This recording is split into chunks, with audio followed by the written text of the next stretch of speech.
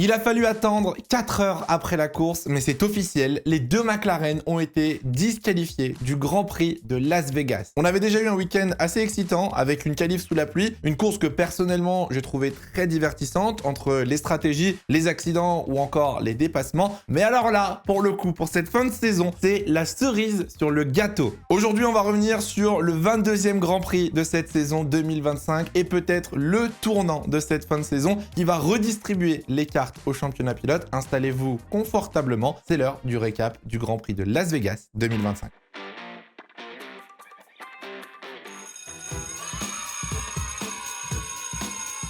Le premier élève du conseil de classe n'est d'autre que Gabriel Bortoleto qui mérite une énorme heure de colle pour son accident au premier virage. Vous l'avez sûrement vu, mais Gabriel Bortoleto a été à l'origine d'un accident impliquant 3 voitures et une erreur que je trouve plus que grotesque honnêtement. Arrivé beaucoup trop vite, il est venu percuter l'Alpine de Pierre Gasly et l'Aston Martin de Lance Stroll. Alors oui, je sais, il freine juste trop tard, il freine dans la poussière et c'est impossible pour lui d'arrêter la voiture, mais on est au premier tour, on est au premier virage et je trouve que l'attaque est quasiment kamikaze. Il a pris 5 places de pénalité pour le Grand Prix du Qatar. À mon goût, ça aurait pu mériter plus. Il a accessoirement ruiné la course d'une Alpine, d'une Aston, il a ruiné la sienne et au vu de ce qui s'était passé au Brésil, c'est dommage parce que j'ai l'impression qu'il est en train de finir la saison sur une mauvaise note. Il lui reste encore 2 courses pour se relever, mais là c'est clair, la manœuvre était beaucoup trop dangereuse et un petit peu décevante. Deuxième élève du conseil de classe, c'est la séance de qualification. Voilà, félicitations, parce que honnêtement, malgré le résultat des Ferrari, j'ai kiffé la qualif. Séance de qualif sous la pluie, sur un circuit en ville avec de l'eau stagnante, ça a laissé place à pas mal de surprises. On a vu pas mal d'erreurs, de drapeaux jaunes, de blocages de roues. Honnêtement, la visibilité était assez limitée. À un moment, je me suis demandé si on n'allait pas arrêter la session. Ça a laissé place à une séance chaotique, littéralement, et ça fait plaisir de voir les pilotes en difficulté sous la pluie. On a eu quelques surprises sur la grille, entre Liam Lawson en Q3 ou encore l'élimination de Lewis Hamilton. Je l'ai pas vu en direct, je l'ai vu en replay en rentrant chez moi, mais j'ai trouvé ça super cool. Les séances de qualification sous la pluie sont toujours spectaculaires et là pour l'occasion, Las Vegas n'a pas manqué. Pour terminer ce conseil de classe, qui d'autre que Dorian Pain? Alors oui, c'est pas de la Formule 1, c'est de la F1 Academy, mais félicitations à Dorian qui est championne 2025 de F1 Academy. Elle arrivait à Las Vegas avec une petite avance et cette avance n'a fait qu'augmenter suite à la course sprint et l'abandon de Maya sous la safety car. Une petite erreur malheureusement qui a quasiment ruiné toutes ses chances de titre. Dorian a fait une saison exceptionnelle. Elle a été performante, elle a été constante, elle a su gérer justement son avance au championnat tout au long de la saison en minimisant les erreurs. Ça fait plaisir de voir une Française au sommet d'un championnat du monde comme la F1 Academy. J'ai hâte de voir ce que l'avenir lui réserve car pour l'instant on ne sait toujours pas où Dorian roulera l'année prochaine, mais je croise les doigts et j'espère l'avoir performé au plus haut niveau.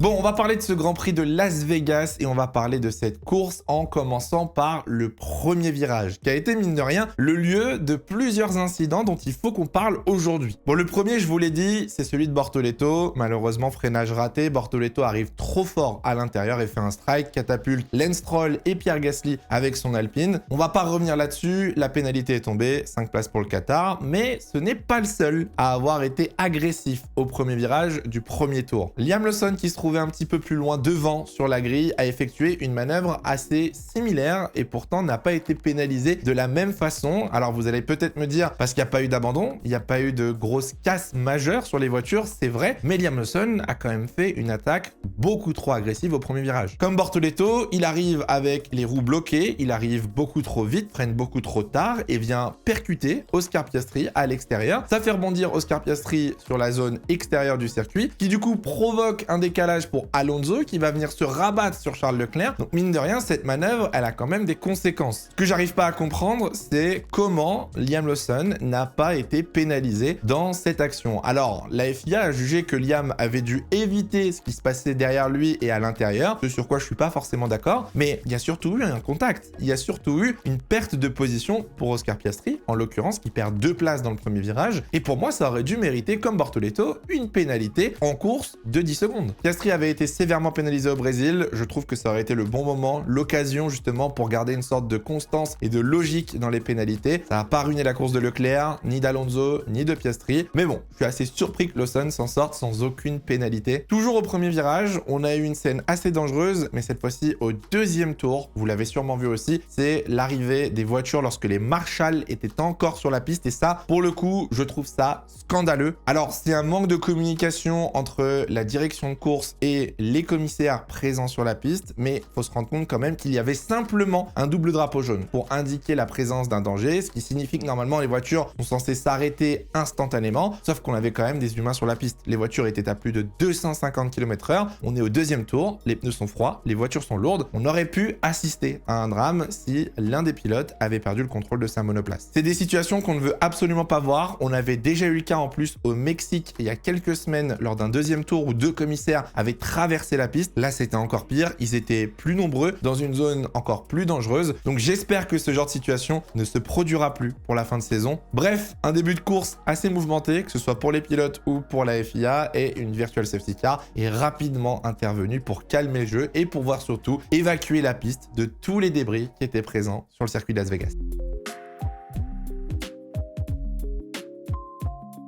Encore une fois, on va parler de Andrea Kimi Antonelli dans un récap parce qu'en ce moment, il enchaîne les bonnes performances et là, honnêtement, le coup de poker, si on reste dans la thématique de Vegas, est exceptionnel. Je peux le dire maintenant que c'est confirmé, Antonelli a terminé en 3e position en partant de la 17e place. Honnêtement, la remontada est folle. Il a fait une course exceptionnelle. Alors, c'était le seul pilote à partir en pneus soft et à opter pour cette stratégie qui, à mon sens, n'allait pas fonctionner. Il a été assez chanceux de bénéficier justement de cette VSC en début de course pour rentrer au stand et mettre des pneus durs, et à partir de là, c'était un pari risqué mais qui au final a payé pour Mercedes. À Las Vegas, on le sait, il n'y a pas beaucoup de dégradation. On sait que les pneus hard peuvent tenir durant toute la course, ça s'est déjà produit par le passé et c'est ce que Antonelli comptait faire en rentrant au stand dès le début de la course. Et c'est ce qu'il a fait au final en résistant à Piastri, à Charles Leclerc, en réussissant à défendre sa 4e position pendant le Grand Prix, mais surtout il était l'homme le plus rapide en fin de course. Moi c'est ça qui me surprend, c'est que dans les 5-10 derniers tours, on va dire, c'était le pilote le plus rapide en pneus hard, alors que la plupart de ses adversaires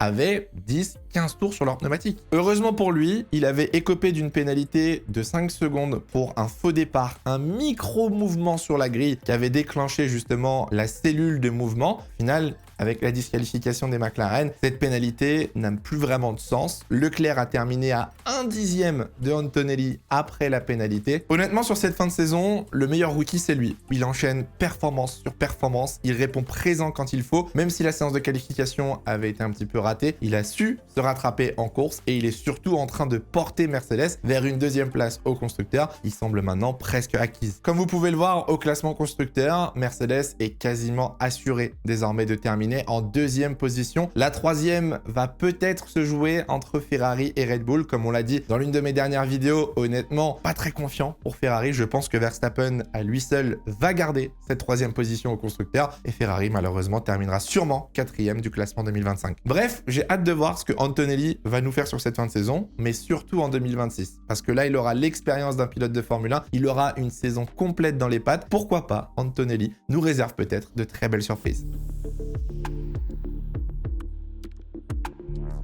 Bon, sujet un petit peu moins joyeux malheureusement, le week-end de Lewis Hamilton était probablement l'un des pires de sa carrière en Formule 1. En tout cas, c'est les mots qu'il a utilisés après le Grand Prix de Las Vegas. Comme il le dit, chaque fois que les choses vont dans son sens, il y a toujours un problème et ça va de pire en pire. Week-end après week-end, tout semble aller contre Lewis Hamilton sur cette fin de saison 2025. On assiste potentiellement à sa pire saison de Formule 1 en termes de statistiques. Déjà en qualification, pour la première fois de sa vie, Lewis Hamilton s'est qualifié dernier sur la grille. Ça n'était jamais arrivé depuis 2007, mis à part des casses mécaniques ou des abandons. La course s'annonçait très très difficile et vous le savez sûrement, Las Vegas était peut-être la dernière chance pour Ferrari de monter sur un podium, voire même peut-être mieux, aller chercher une victoire. En partant 20e pour Lewis Hamilton, c'était quasiment mission impossible. Bon, mine de rien, Lewis a fait un très très bon départ. Il a su éviter le carnage du premier virage au premier tour. Il récupère 5 places quand même lors du premier tour. Et puis bon, le premier relais n'étaient pas mauvais, mais il a passé une dizaine de tours bloqués derrière la Haas de Esteban Ocon. Et puis malheureusement, Hamilton est parti en hard, qui étaient les pneus les plus performants sur ce week-end de Formule 1. Il a terminé la course en médium, quand la plupart des pilotes du top 10 étaient en pneus durs. Et à ce moment-là, pour Hamilton, forcément ça se complique. La voiture perd en rythme, on demande à Lewis de faire du lico, des problèmes de frein sont apparus et il n'a pas été capable de rattraper Nico Hülkenberg qui tenait la 9e position. Alors avec la disqualification des McLaren, oui, il termine 8e, mais honnêtement, c'est pas suffisant. C'est clairement pas suffisant quand on voit surtout que Charles Leclerc réalise une course assez impressionnante avec des dépassements, avec de l'agressivité. Faut se poser la question, qu'est-ce qui ne va pas chez Lewis Hamilton? Comment régler ce problème pour 2026? Parce que si l'année prochaine ressemble à 2025, je pense qu'on va assister à une triste fin de carrière pour Lewis Hamilton. Il reste encore 2 courses dans cette fin de saison. Je vois pas pourquoi ça changerait. Lewis Hamilton l'a dit lui-même, après 22 courses ratées, je vois pas pourquoi les 2 dernières seraient bonnes. On assiste potentiellement à la première saison d'Hamilton sans podium. Et ça fait mal. Hamilton est en train de récupérer toutes les stats négatives au volant d'une Ferrari. Mais bon, il va falloir rester calme, garder la tête froide, terminer cette saison 2025 mieux que possible et espérer un regain de performance en 2026 pour Lewis Hamilton.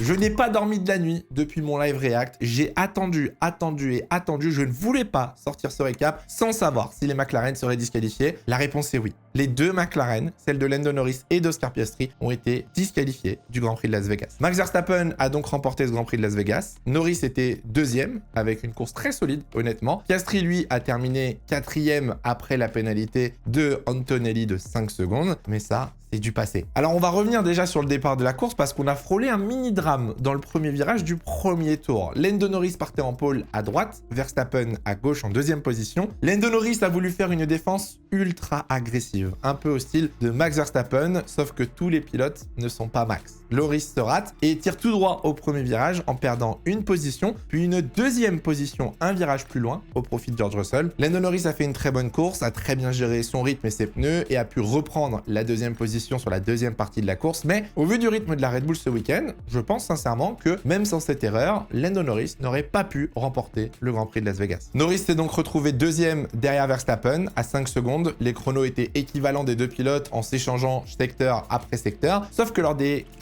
5 derniers tours, Lando Norris a commencé à perdre du temps, mais assez violemment. Au début, 1 seconde par tour, puis 2 secondes, et dans les 3 derniers tours, Norris perdait quasiment 4 secondes par tour. Russell a eu un petit peu le même syndrome, en perdant 2 secondes 5 par tour sur les 3-4 derniers tours, mais ça pour une raison différente. George Russell, c'était les pneus. Russell l'a dit à la radio, les pneus étaient morts, il avait mal géré ses pneus et il était juste en perdition dans les derniers tours. Lando Norris, lui, c'était un problème d'essence. Il manquait de l'essence dans la McLaren. Quasiment 2 heures après la course, on apprend que la FIA est revenue vérifier la McLaren de Lando Norris et à ce moment-là, tout le monde se disait, bon, c'est peut-être pour l'essence, on va peut-être avoir plus d'informations. Mais non, la disqualification des McLaren est due à l'usure de la planche sous la voiture. Vous connaissez sûrement cette règle, on en parle beaucoup depuis l'ère à effet de sol et surtout sur ces dernières années, mais la planche ne doit pas être plus fine que 9 mm après un Grand Prix. McLaren a passé quasiment 1 heure à discuter avec les commissaires pour essayer de justifier cette utilisation, cette consommation excessive de la planche en disant qu'il y avait eu moins de roulage ce week-end, que les conditions météo avaient un petit peu perturbé les entraînements et la prise de données de l'écurie. Malheureusement pour McLaren, la FIA n'a pas accepté ces excuses et a donc disqualifié Lando Norris et Oscar Piastri. Résultat, le championnat est relancé. Alors pas totalement, puisque Verstappen reste encore à 24 points du leader du championnat, mais Verstappen revient à égalité de Oscar Piastri. Lando Norris est toujours leader, 24 points devant Piastri, 24 points devant Verstappen. Il reste 2 courses, une sprint et il reste encore 58 points à départager. N'oubliez pas aussi que Max Verstappen a un moteur neuf depuis le Grand Prix du Brésil. Il va donc pouvoir pousser ce moteur dans ses derniers retranchements, que ce soit au Qatar ou à Abu Dhabi. Je tiens tout de suite à débunk la théorie du complot que j'ai vu passer sur les réseaux sociaux, comme quoi la FIA ou la F1 a rangé le championnat, comme par hasard ça tombe maintenant, comme par hasard ça aide Verstappen. Non. C'est une sanction technique. Vraiment, les voitures sont prises au hasard. Lando Norris a été contrôlé, les McLaren ont donc été revérifiés. C'est tout simplement, on prend une règle, on vérifie l'épaisseur d'une planche et voilà, il n'y a pas de complot, il n'y a pas de magouille. La F1 ni la FIA n'essayent de relancer le championnat. C'est comme ça et malheureusement McLaren l'a avoué, il y avait beaucoup plus de bottoming aujourd'hui que sur les grands prix précédents et c'est pour ça que la planche était trop fine. Honnêtement, Verstappen est dans une position folle pour ces derniers grands prix. Il est dans la position quasi parfaite pour lui. Il va pouvoir attaquer Lando Norris en prenant des risques sans que Lando puisse faire quoi que ce soit. Si Norris tente de braquer sur Verstappen ou essaye d'aller au contact avec la Red Bull, eh bien c'est Piastri qui récupérera des points derrière. Et là maintenant, Norris doit se méfier et de son coéquipier et de Max Verstappen. Le prochain Grand Prix, il est dans 7 jours au Qatar. Le suivant sera dans 14 jours à Abu Dhabi et ce sera le dernier de la saison. Et je pense qu'on va assister à une fin de saison assez exceptionnelle, sauf si Norris réalise une masterclass au Qatar et récupère le titre. Bon, la question du jour est un peu différente, on va pas parler du titre, ne vous inquiétez pas, j'ai hâte d'avoir vos retours dans les commentaires. Je trouve, personnellement, que le circuit de Las Vegas est une plutôt bonne réussite. Alonso a été très dur en disant que l'asphalte du circuit n'était pas à la hauteur des standards de la Formule 1. Est-ce que vous appréciez le circuit de Las Vegas? On a eu 3 éditions, je suis curieux d'avoir votre ressenti maintenant sur le Grand Prix de Las Vegas. Est-ce que vous êtes satisfait? Est-ce que vous trouvez qu'il n'a pas sa place au calendrier? Dites-moi tout ça dans les commentaires et je suis curieux de voir votre avis sur cette question. Bon, le hydroprono, malheureusement personne n'a trouvé. On a pris du coup le résultat final. C'est Verstappen vainqueur avec Russell deuxième et Antonelli troisième. Ni le premier, même si le premier on avait un mélange de positions à l'endroit, etc. Et moi y compris, parce que oui, j'avais pronostiqué Verstappen, Russell et Norris sur le podium. J'avais Norris et Russell à l'envers. Le prochain hydroprono, c'est celui du Qatar. Donc n'hésitez pas à participer avec le hashtag hydroprono dans les commentaires. Pour le Grand Prix du Qatar, je vais prendre un petit peu des risques. Et je vais mettre une pole position et une victoire de Lando Norris. Donc techniquement, je pense que Norris va gagner le championnat au Qatar. La McLaren devrait être très performante, la Red Bull aussi, mais je vois bien Norris prendre l'avantage. En deuxième, je mettrai Max Verstappen et en troisième, je mettrai bien Oscar Piastri. Je pense quand même que Piastri va avoir ce regain de performance avec le Qatar et Abu Dhabi et je le vois bien remonter quand même au moins une fois sur le podium d'ici la fin de saison. La réponse dans tous les cas, on l'aura la semaine prochaine lors du Grand Prix du Qatar. Ça a été un week-end ultra impressionnant, que ce soit en termes de qualification, en termes de suspense, en termes de performance aussi, parce que mine de rien, il s'est passé beaucoup de choses sur la piste entre les stratégies et les dépassements. J'espère que ce Grand Prix de Las Vegas vous a plu. N'hésitez pas à en parler dans les commentaires, me donner votre avis sur cette disqualification des McLaren et cette fin de championnat. Nous, on se retrouve très bientôt pour une prochaine vidéo. En attendant, prenez soin de vous, c'est le plus important. Ciao, ciao.